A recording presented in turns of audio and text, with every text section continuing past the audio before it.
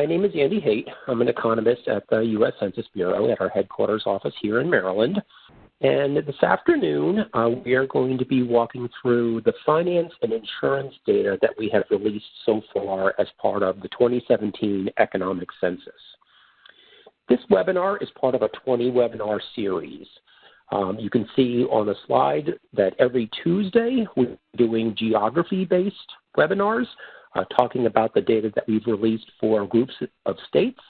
And on Thursdays, we are doing sector-based webinars. So today, again, is on the financial insurance sector. I do want to point out that this past Tuesday's webinar covering the data for DC, Delaware, New Jersey, New York, and Pennsylvania has been postponed to next Tuesday. So for those of you who might have tried to call in 2 days ago into that webinar, it has been pushed off to the 14th. But as you can see, we are slated through August to talk about the local area data that we release as part of the Economic Census. So to get us started, I want to talk a little bit about the Census Bureau. By now, all of us on the phone, unless you happen to be calling in from Canada or Mexico, have received a mailing for the 2020 population census, or what we call the decennial census. For many of us, that mailing would have been in the form of a letter that invited us to go to a website where we could go ahead and complete our decennial census form online. It also provided a phone number where we could even call in that information. Some of you would have received the actual form itself. We tailor the mailing to areas based upon whether we believe that folks there would prefer to complete their form online versus completing it over the phone. And a very small percentage of people would have received nothing because for those folks, we count them in a different way. So for example, prisoners in jails or college students at college dormitories. Other kinds of what we call group quarters, those are collected in a slightly different manner. The decennial census is not the only thing that we do at the Census Bureau. We conduct every single year more than 130 different monthly, quarterly, annual, and periodic censuses and surveys. These include, of course, the decennial census, but they also include a fabulous demographic program called the American Community Survey. The ACS replaces what used to be the old decennial census long form. So for some of you who have been around for a while and remember that we used to have two versions of the population census form, a short form that most people got, plus a long form that some people got, the American Community Survey basically replaced that long form. And now we have comprehensive demographic, socioeconomic, and housing data every year rather than every 10 years. But the programs I'm going to talk about today are in the section of the Census Bureau that I work in, the Economic Directorate. This is the program area that publishes our 58 monthly, quarterly, and annual business surveys. So let's quickly go ahead and talk a little bit about those different programs. The pyramid here on the right is a really nice representation of the relationship between each of the different types of economic surveys that we conduct. At the top of the pyramid are our monthly and quarterly surveys. These include programs like our monthly retail trade survey. When you're sitting at home watching the evening news and you hear the reporter come on and say, the Commerce Department announced today that monthly sales of automobiles last month were X number of dollars, those data actually come from the Census Bureau in our annual or monthly retail trade survey. Below there are our annual programs. These programs provide more detailed information than what is available in the monthly and quarterly surveys, but are conducted every year. But at the bottom of this entire pyramid is our quinquennial economic census, conducted every 5 years, and that's what we're going to talk about today. So the economic census is not only the baseline and benchmark for those monthly, quarterly, and annual programs, but it is also the most detailed of our economic programs that we conduct at the Census Bureau. The economic census covers nearly every 2 through 6 digit North American Industry Classification System code that we cover at the Census Bureau. There are some exclusions. You can see a list of them here. The main exclusion is agriculture, which is NAICS 11. That's because the U.S. Department of Agriculture actually conducts the census of agriculture every 5 years. but I've also provided a link to a list of other exclusions from the Economic Census. For example, colleges and universities are not counted as part of our educational services sector because those programs, those areas, colleges and universities, are covered by the National Center for Education Statistics. Just as a point, I want to point out that you don't need to frantically write down that URL here. The presentation today, as well as the recording and a transcript, will be posted in about a week after the workshop is done. Now, in addition to the most detailed data by industry, we also publish some of the most detailed data by geography in the Economic Census. The Economic Census provides data at the national, state, metro area, county, and even place level. Place is the term that we use at the Census Bureau to signify cities, towns, villages, and boroughs.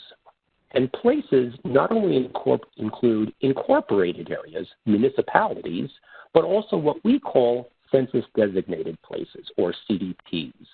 Those are unincorporated areas. We recognize that very often, for example, in states like Maryland, the number of incorporated cities is small in comparison to the number of unincorporated areas. Census publishes detailed data on both incorporated cities and CDPs, those unincorporated areas, in the Economic Census. The Economic Census is also our most detailed economic program because it publishes other dimensions other than industry and geography.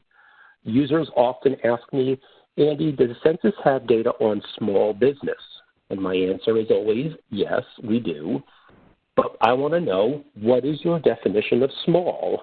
Is your definition of small based upon the number of employees that business has or their revenue?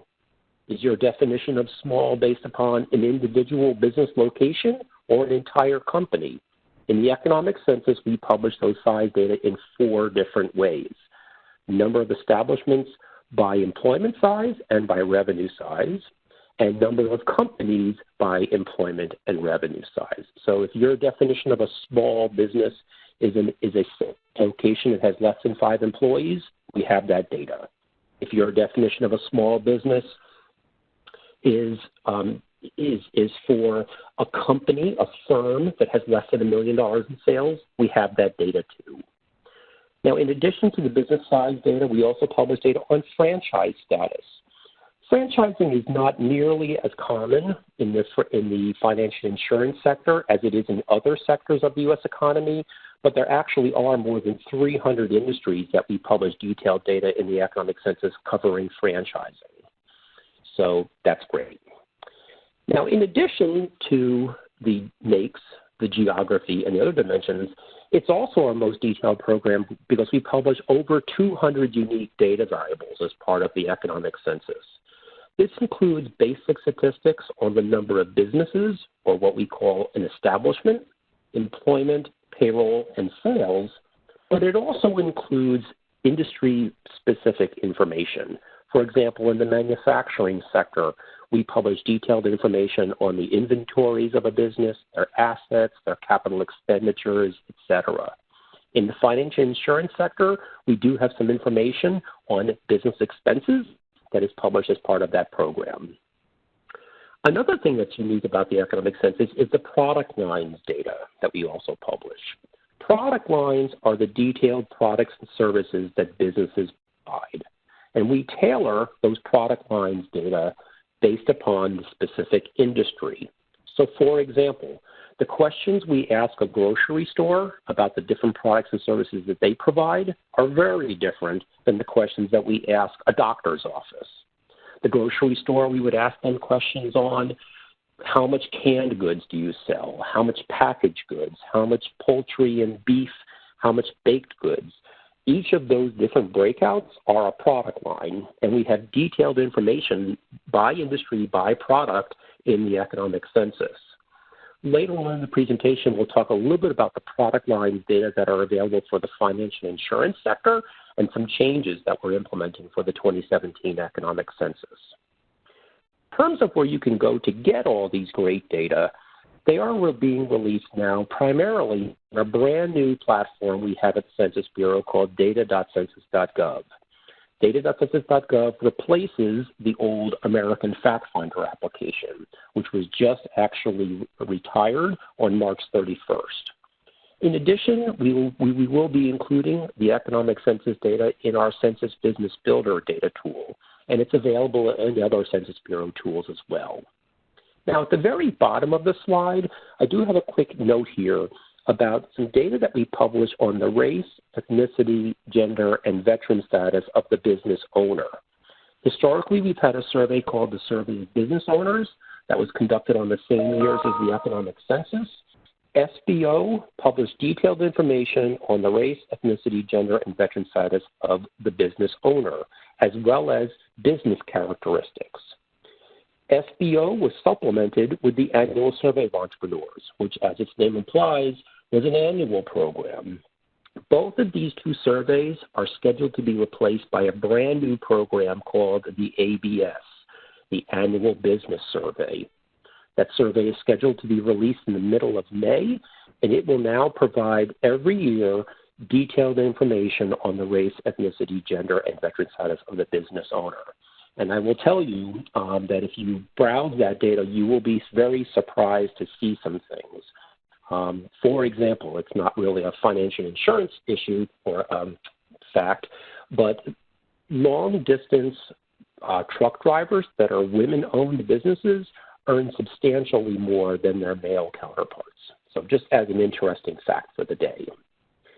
Now, in thinking about the financial insurance sector, I've provided a definition over here on the left-hand side of what kinds of businesses are included as part of this financial insurance sector. As you can see, this includes things like banks and credit card processing companies, banks who raise funds by taking deposits or issue securities, underwriters of insurance, and a variety of other kinds of financial services, financial intermediation, employee benefits programs, etc. In addition, the Federal Reserve Bank, our central monetary authority, is actually included in this sector as well. On the right-hand side of the slide, you can see just a very quick comparison of the number of businesses in the United States, and these are employer businesses, and you can clearly see that the retail trade sector dominates the industry in terms of numbers of businesses in the United States. It is our number one sector in the U.S. in terms of number of business locations. In comparison, the financial insurance sector is fairly small. There's about 475,000, almost 476,000 businesses, individual establishments in this particular sector. But at the very bottom of the slide, I have provided some other facts here. In terms of employment, it's our seventh-ranked employer with almost 6.7 million people working in the financial insurance sector. But in terms of annual payroll per employee and in terms of revenue, it's actually the fourth-ranked sector. Workers who work in the financial insurance sector earn, on average, $196,803. It's the fourth-ranked industry in terms of the United States. Now, the release of the data from the Economic Census takes us a while. We started release data of the Economic Census back in September of last year in something that we call the First Look report. The First Look was a national-level summary that provided detailed information by 2 through 6-digit NAICS codes at the national level, and it was a preliminary release. Right now, we are in the midst of releasing our geographic area statistics. Those numbers started coming out in January, and they are scheduled to be completed, as you can see on the slide, in November of this year. However, I do have it on good authority that there's a very good chance that these geographic area statistics will be completed well before then. To access this high-level release schedule, I have provided the link here at the bottom.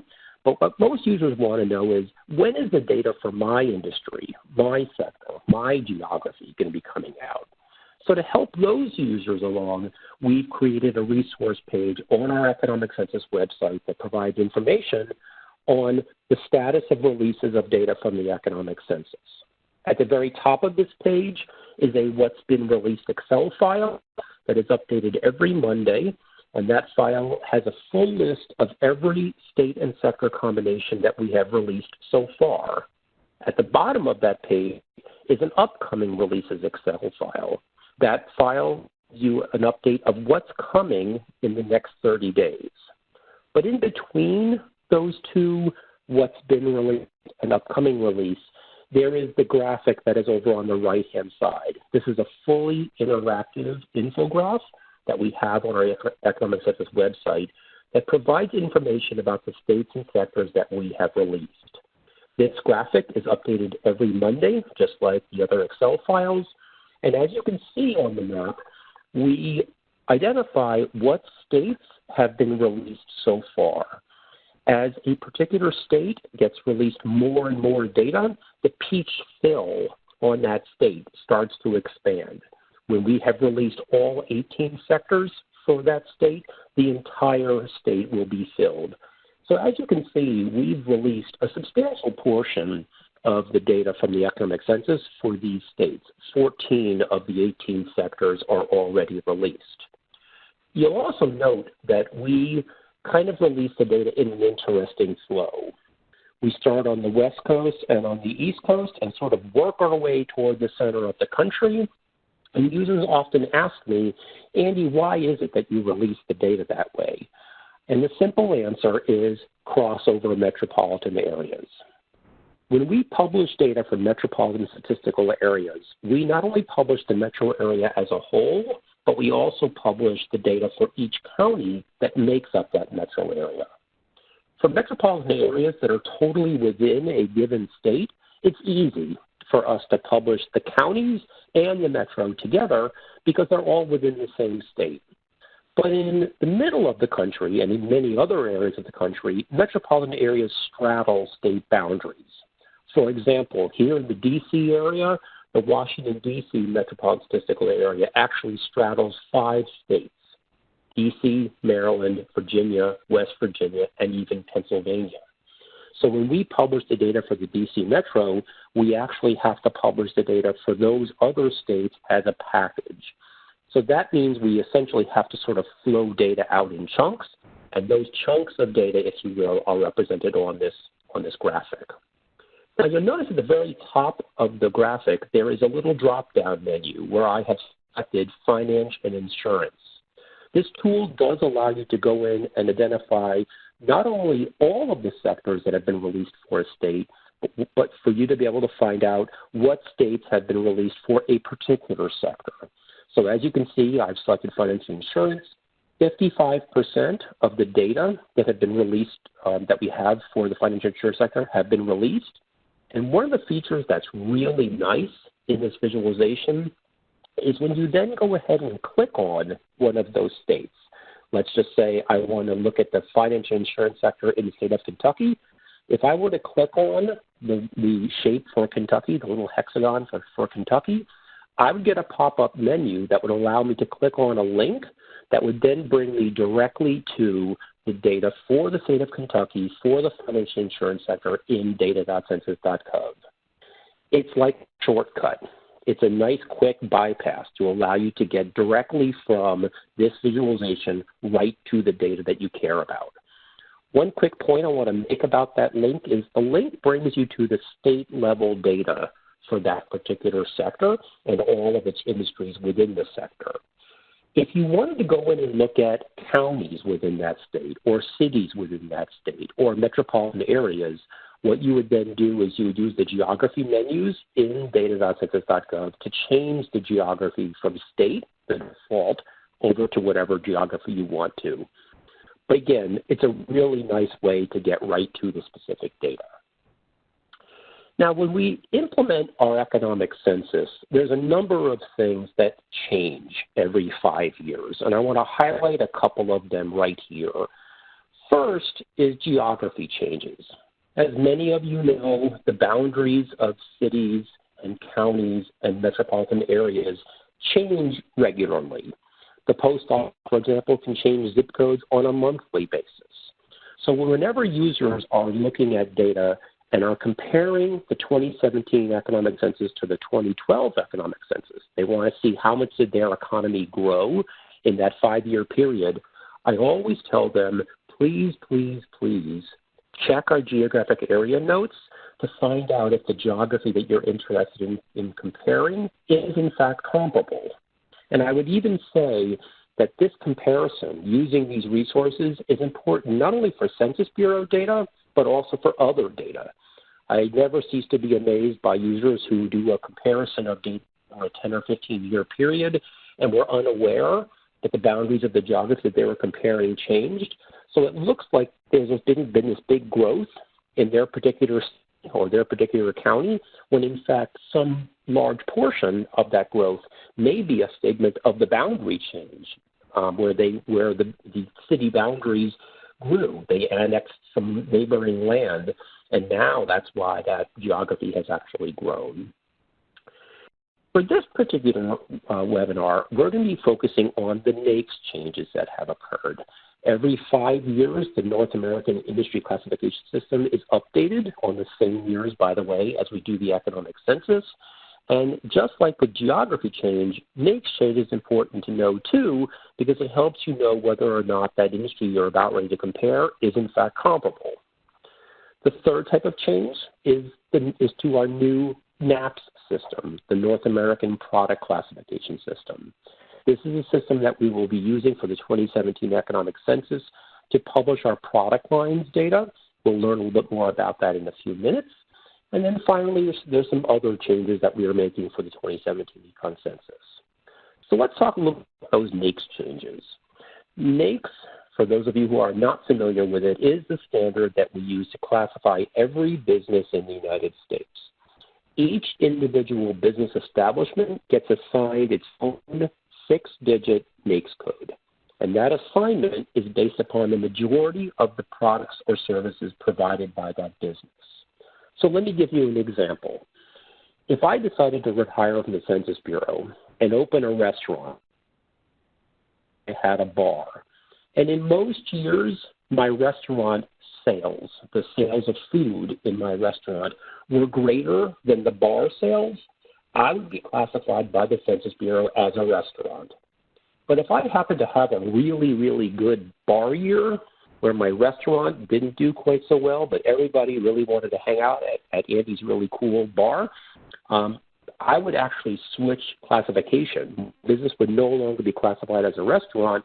It would be classified as a bar, because now the majority of my sales come from the bar operation, not from the restaurant. We assign the NAICS code at the Census Bureau, and it is one of the main things that distinguishes census business data from other sources where they allow the business owner to assign their own NAICS code. NAICS is a 3-country agreement, was developed by the Office of Management and Budget, but it also reflects statistical organizations in Canada and Mexico, Stats Canada and Mexico Statistical Agency, INEGI. So changes to the NAICS classification system do require all 3 countries to work together to come up with that classification change. But having this be a 3-country agreement allows us to ensure that the data that are between the U.S., Canada, and Mexico are in fact comparable. When we think about the changes that we do every 5 years, they can be grouped into 4 sort of broad categories. One-to-one changes, or what we call recodes, are cases where the industry content hasn't changed at all. All we did was gave it a brand new code. Many-to-one, or what we call combos, are cases where the industries used to be collected as separate industries and have now been combined into one particular code. Many-to-many are sort of cases where pieces of industry are pulled apart and assigned to other industries. And then finally, we have one-to-many, what we call splitters, where you take a single NAICS code and create 2 or more brand new NAICS codes from that one NAICS code. This last category, splitters, there were none for the 2017 economic census, but there were a few in 2012. For example, we broke out for the very first time detailed information on solar, wind, geothermal, and biomass electric power generation. Now, in the next 2 slides, you'll see these different types of changes highlighted in either blue, green, or peach to match these different types of classifications. So here are the first three sectors that have had changes for 2017: mining, manufacturing, and retail trade. You can see, for example, under the retail trade sector, there's a recode where all other general merchandise stores used to be code 452990, and now it's 452319.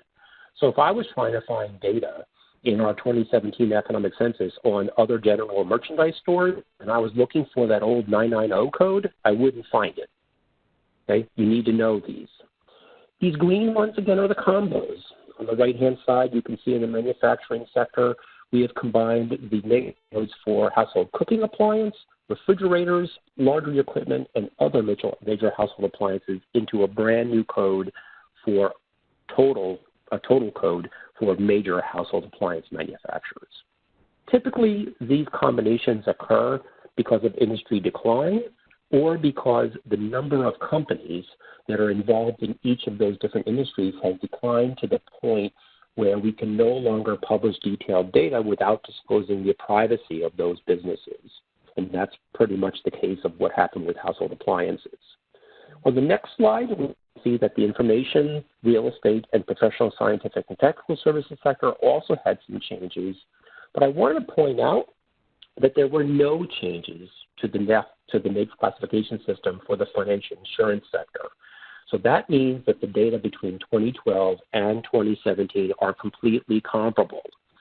I also went back and compared 2012 back to 2007, and likewise, there were no changes there. So you can make a comparison between 2017 and 2007, that 10-year period, and know exactly that the classification system is consistent and that the data are, in fact, comparable. Again, I always try to work with users and tell them, please make sure the data are comparable before you make comparisons. Now, to get to all this data, I mentioned before that there are a couple of different places. Data.census.gov is really our primary dissemination vehicle for the economic census. The data are also available in our Quick Facts tool, which is right smack in the middle of the Census Bureau's homepage. Over on the right-hand side is a screenshot of our Census Business Builder data tool. Version 3.0 is what's out right now. Version 3.1, which will be released in August of this year, will start to include this local area data from the economic census. So for those of you who are users of Census Business Builder, thank you very much and make my day very happy. But the data for the Econ Census won't be in the tool until August. In releasing these data, we also wanted to do some sort of fun things with the data, to post some notes about our information that we are releasing in social media. So as part of the release of our local area data, we've been creating these fun facts files. I've included the link to the visualizations page where these are all sitting. These are the two that we have created for the finance and insurance sector. So we are highlighting the state of Massachusetts and for the state of New York, how many financial insurance businesses are in those two states and what their average annual payroll per employee is. I will tell you, having grown up in the New York area, I was surprised and not surprised that the average annual payroll per employee of workers who work in the financial insurance sector in New York State is $194,317. That's an amazing salary, average salary for workers in that particular industry. There will be additional fun facts for the financial insurance sector released. Again, I would encourage you all to check out this visualizations page. And we even released an America Counts story about these local area data that featured these fun facts. The link to it is in the bottom left-hand corner. Now, the next few slides, I just wanted to give you all sort of a teaser of some selected statistics, some selected findings from the 2017 economic census. So this first one here is looking at revenue in the financial insurance sector at the 3-digit NAICS level, or what we call subsectors. And in this chart, I've compared the 2012 data in blue to the 2017 data in orange. I'm a Syracuse grad, so I couldn't resist It's not quite a Syracuse blue, but close. And you can clearly see in this comparison that the insurance industry, insurance carriers specifically, have seen some of the biggest growth in terms of revenue between 2012 and 2017. In that 5-year period, revenues of insurance carriers went from about $1.7 billion to about $2.1 billion. And you can then compare the data for the other 3-digit subsectors within this particular big sector. This next slide speaks to that information about average annual payroll per employee. But instead of looking at the average for all businesses in the financial insurance sector, I went in and I drilled down to look at those same subsectors. So as you can see at the national level, people who work in the securities and commodity contracts intermediation and brokerage subsector earn on average $221,131. If I am correct, and I think this is true, that is the highest average annual payroll per employee of any subsector in the United States. That is in comparison to about $52,000 as the average annual payroll per employee for all employees in all industries. That's sort of the make 0-0 comparison. So you can clearly see how people who work in the securities and financial investments industries do quite well for themselves, while there are very few employees that work in the monetary authority at the central bank, they do pretty well as well. So this is our average annual payroll per employee. Now looking at employment and how that has changed in this particular sector of the U.S. economy, again, we're comparing 2012 and 2017 employment data. You can see there's only about 19,000 people that work for the central bank in the United States. This tiny little bar on the left-hand side. You can see depository credit intermediation is by far the largest employer. These are banks, the traditional banks that we do business with. And you can see that their employment has had almost no change in that 5-year period. It's actually down just a tiny, tiny bit. Insurance carriers, though, have seen a rise in their employment from 2012 to 2017. They now employ about 1.6 million people, work for insurance carriers. And then the next sector, subsector that had a big growth were agencies, brokerages, and other insurance-related activities. They had a pretty substantial increase as well. Now, these couple of slides look at the number of businesses by state. Again, we have not released every state in the U.S. We're about 55% of the way done for this particular sector. But you can clearly see on the left-hand side that of the states that we've released so far, California leads the way in terms of the number of insurance carriers, NAICS 5241 in the United States. Second ranked is New York, and third ranked is Pennsylvania. You can see that the state of Connecticut is actually fairly small, 497. I think to many of us, we think of Connecticut as a major hub of insurance companies, specifically in the Hartford, Connecticut area, but that actually is not as much as true. There is way more insurance agencies, insurance carriers in California, New York, and Pennsylvania than in Connecticut.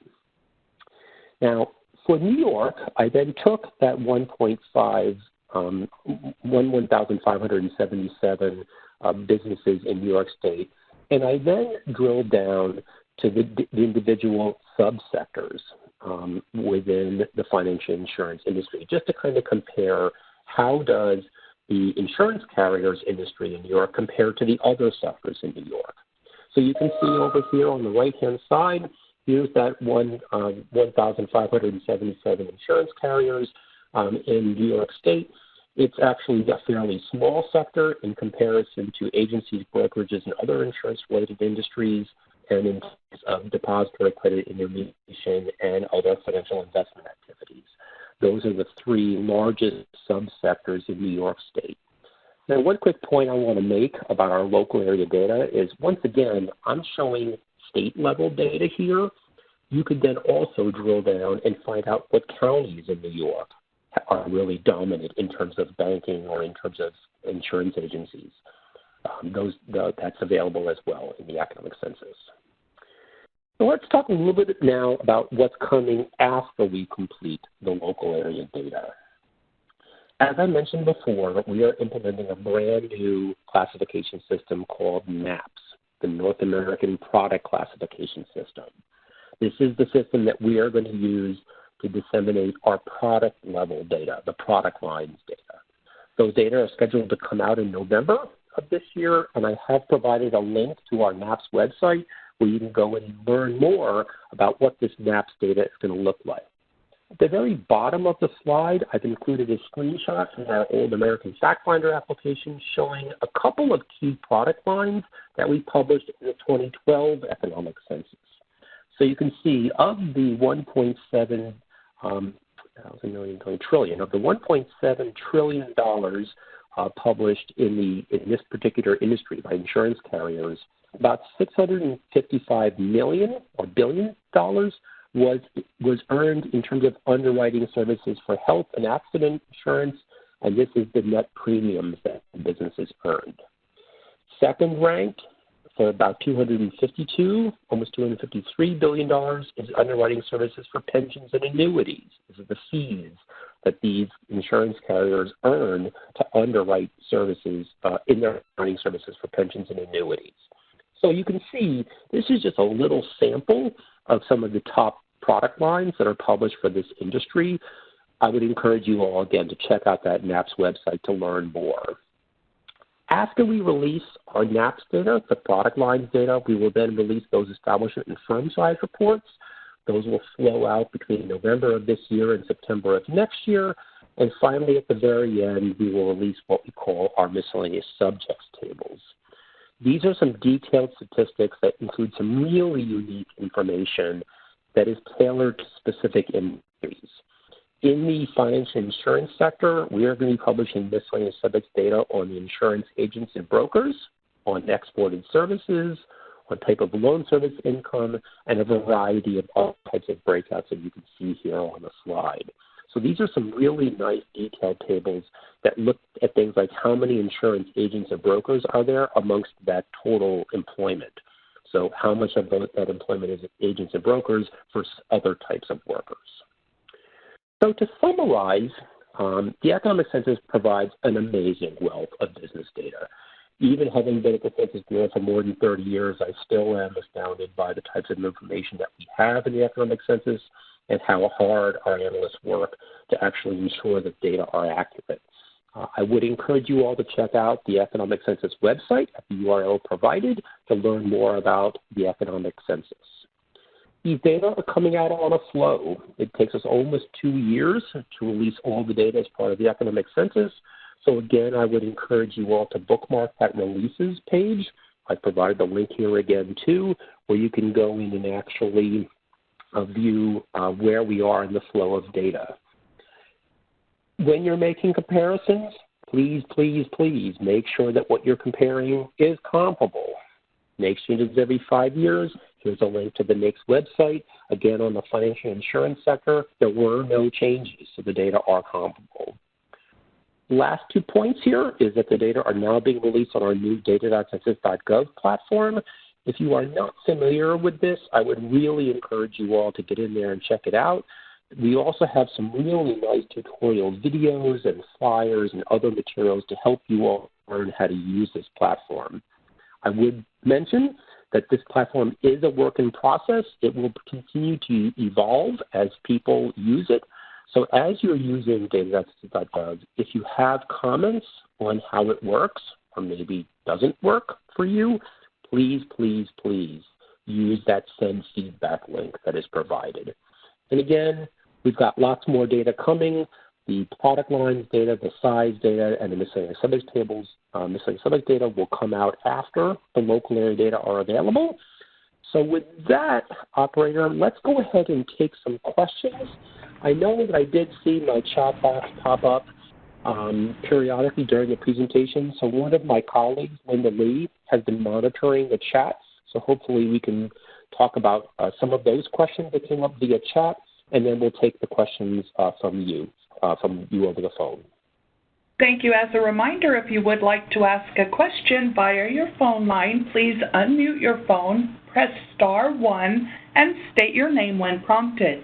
You may withdraw your request by pressing *2. Once again, *1 for questions via your phone line. Thank you, sir.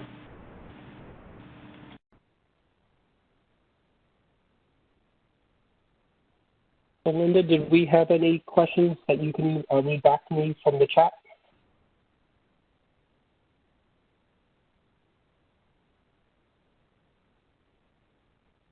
Or perhaps not. Okay.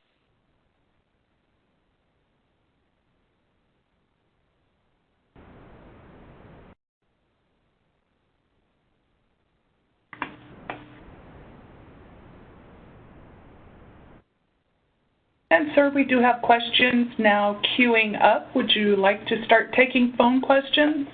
Please. Thank you. Dakota, your line is open. All right, how y'all doing today? Good. Good. Oh, I was just having a problem here getting through with the JavaScript here on online database. Okay. So what are you trying to do? Oh well, sir.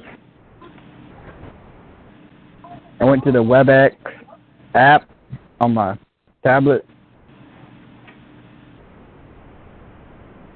and I'm sorry. Go ahead. Yeah. Is it best to view it off of the online or the app, sir? So the webinar will be recorded. So if you had a hard time viewing the webinar, The site name, I guess, is what it was. Excuse me. The site name. Right. If you're having a hard time getting to that WebEx, the recording will be posted in a couple of days, so I might recommend you just go ahead and check that. Also, I provided my email address and phone number here on the slide, so if you wanted to send me an email, I can send you the PowerPoint directly. Yes, sir. All right. Thank you. You're welcome. Our next question from Brenda. Your line is open. Hello. Thank you. Can you hear me? You're welcome.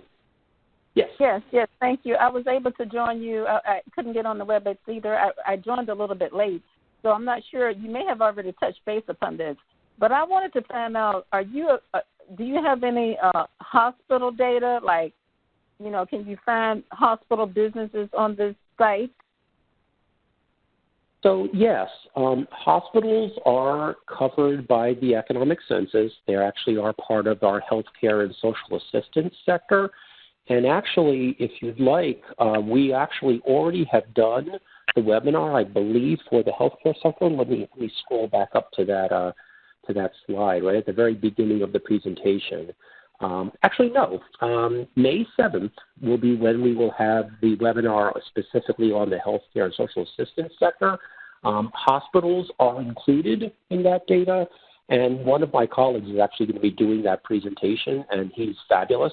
So I would definitely encourage you all to check that out. Right, but I needed to try to find some data before that. I was trying to find the hospital data and the different, states, because I'm working on a map that I'm producing for my course, and I wanted to get the hospital data from the census data because I think it would be very accurate. Yeah, I'd be happy to help you. Let me go back to my email address. Go ahead and send me an email, and I will go ahead and send you some links to where you can get that data now and not have to wait until the webinar. Oh, thank you. I do appreciate it. I still want to watch the webinar, though. Thank you so much. Okay, very good. Very good. Thank you. You're welcome. Our next question from Zach. Your line is open. Dr. Hayes, if in asymmetrical interface models to local bond holdings, if you're to no wonder transportation efficiencies or export applications and ETF variances to bond holdings, wouldn't this be a direct interface model to the BXM and views of transitory views of the Vanguard or iShares or BlackRock holdings and placement models. And if you were going to compare that and directional manifolds or how stuff like collaborated airports or collaborated toll bridges and tolls, this type of information would justify the standard deviation in the dollar. What happens if somebody was interested in stuff like foreign currency pairs with the peso and the CAD? How would somebody look that up in a mitigation view or a risk appropriation model if you were going to approach either Vanguard or BlackRock or somebody like that? Because I'm looking over the sectors and I'm looking on the website. I am on a telecast. I don't get your PowerPoint.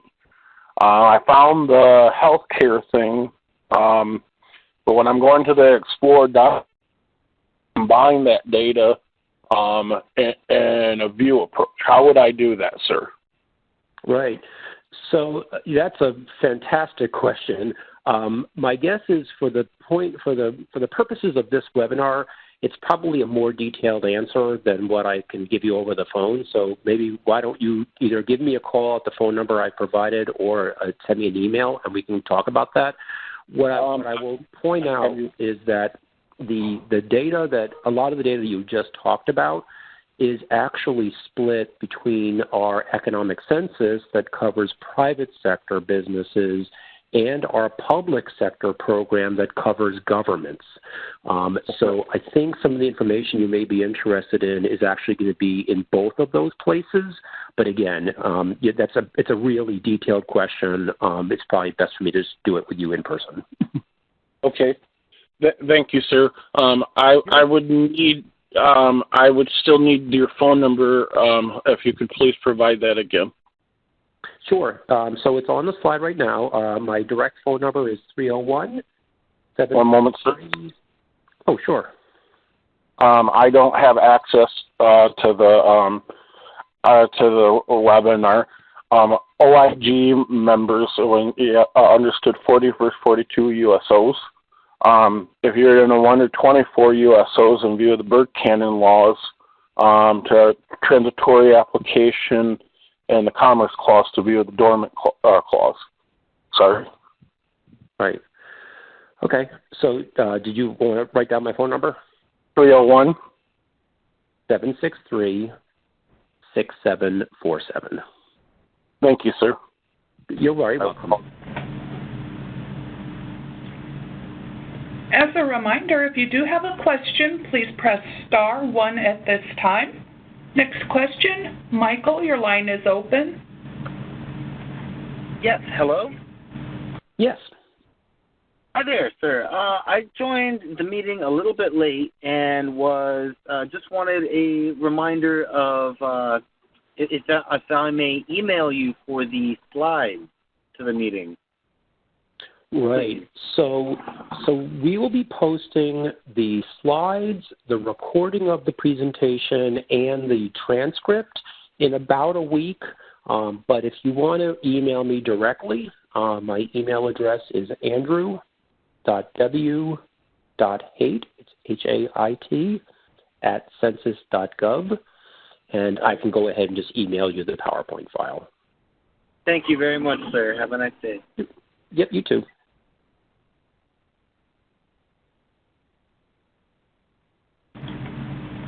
Our next question from Peter, your line is open. Hi, Andrew. Good afternoon. My name is Peter Endlori, and I have a question for you. What are the database engine, all the data sitting on that?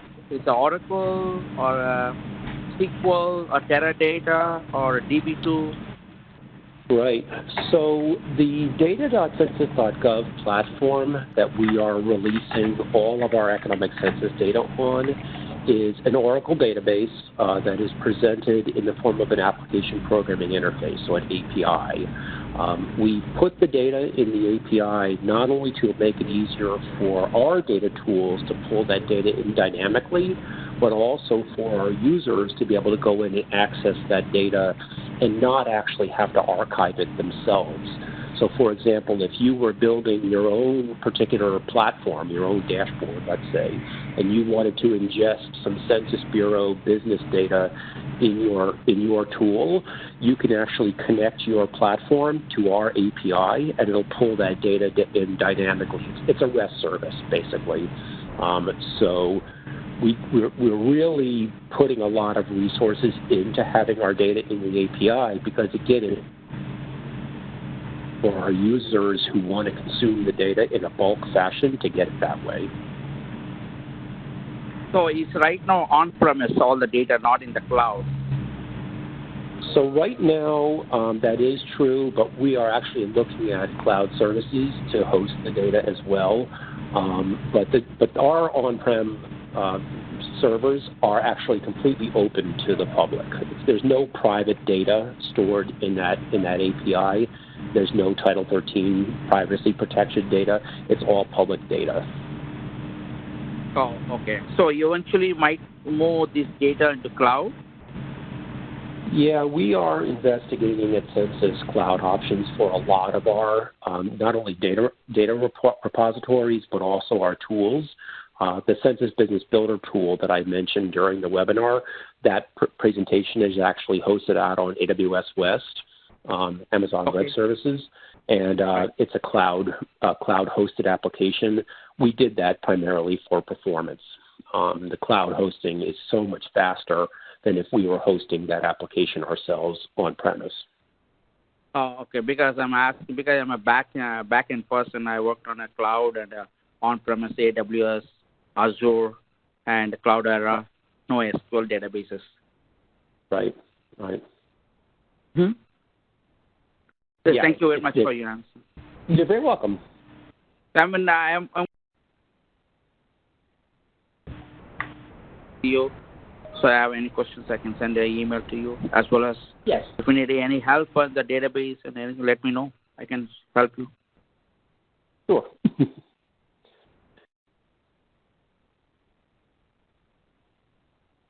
Thank you. Our next question from Bobby. Your line is open. Hi, Andy. Bobby here.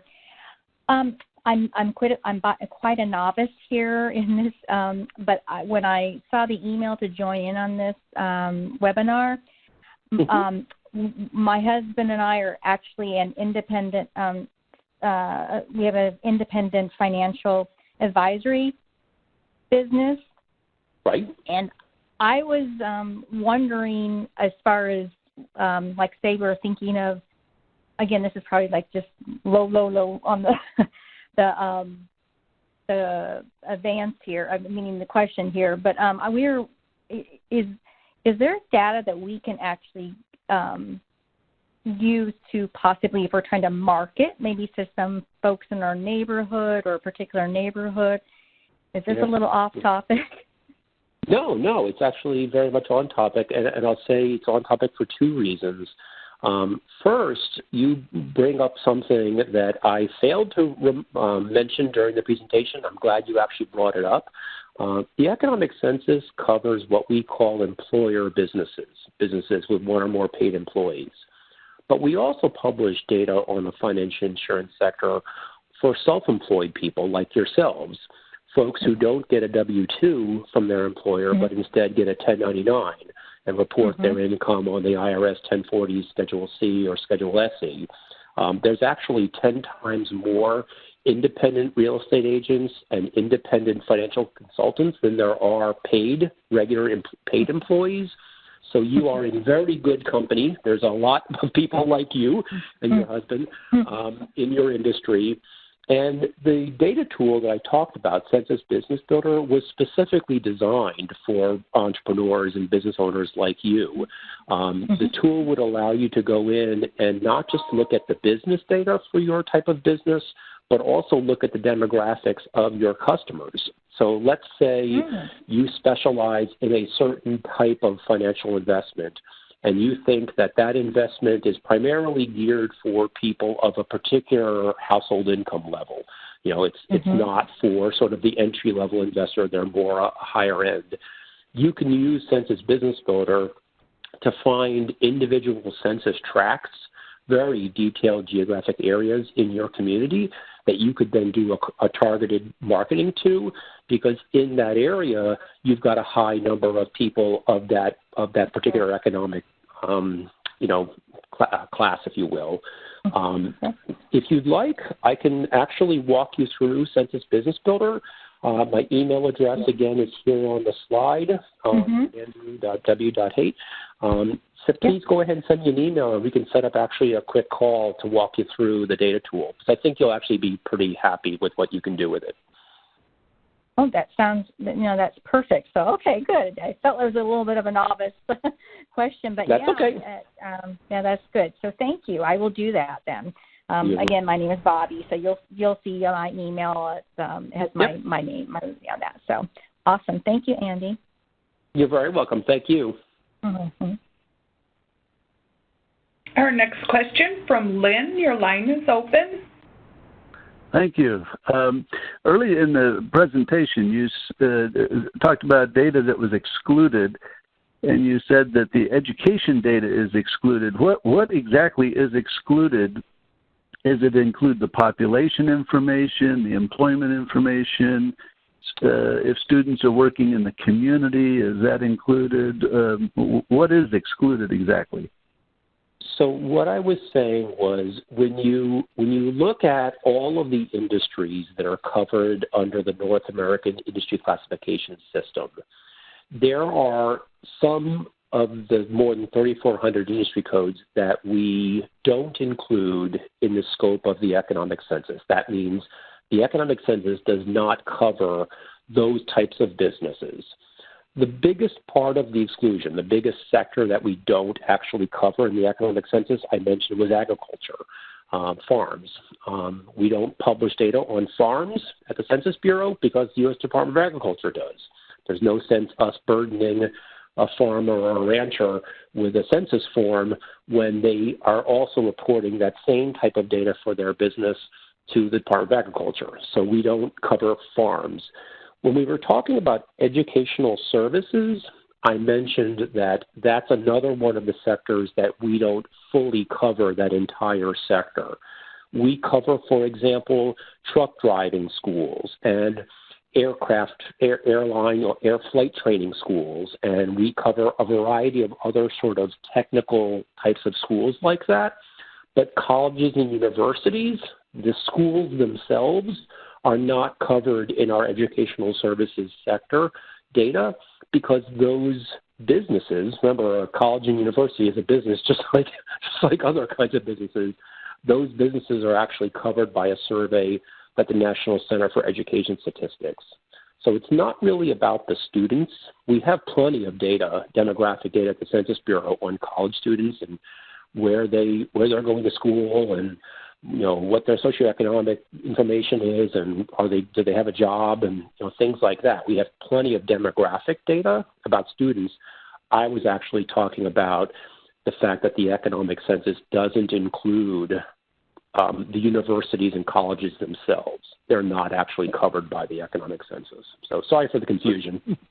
No, that's very clarifying. Thank you very much. You're welcome. Our final question in the queue from Anthony. Your line is open. Hi, Andy. Can you hear me? Yes, I can. Oh, okay, great. I've been listening in on several of these, and from the first one on the power sector, because I have an environmental and energy interest, but also learning more and more. And just will throw out the comment that a lot of what we're seeing with COVID throws woods and pool data sort of out the window to me as we look at forecasts.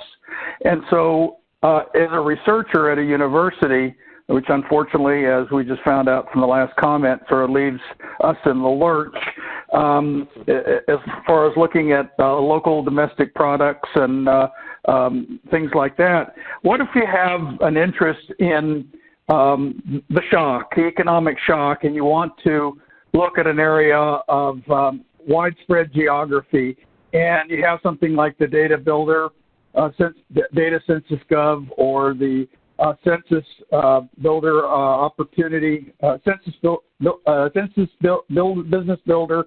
Can you sweep up a range of counties, like say 420 counties in Appalachia, to look at segments of the economy? And I have a tendency to be kind of wordy, and I'll stop and let you respond to what I think I asked you, what would be moving forward, how we can get a handle on the economic recovery. Sure. Yeah. So great questions. I guess I'll start by saying that the data tools that you talked about, data.census.gov and Census Business Builder, and a lot of the other types of tools that we have at the Census Bureau, do allow you to go in and select multiple geographies at a time.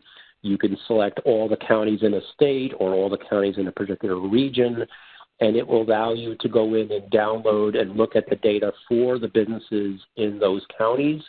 In looking at that business data, you could identify counties that are more vulnerable, if you will, to shocks than other counties are. For example, a county that has 60% of its population that work in one type of business, one industry, that type of county is much more susceptible to a shock than a county where its workforce work in a wide variety of businesses. Because if that one business in that first county is impacted, is shut down because of COVID, or is somehow affected by a natural disaster, the workforce in that county is substantially impacted by that one closure. So our data certainly can be used to identify sort of vulnerable counties.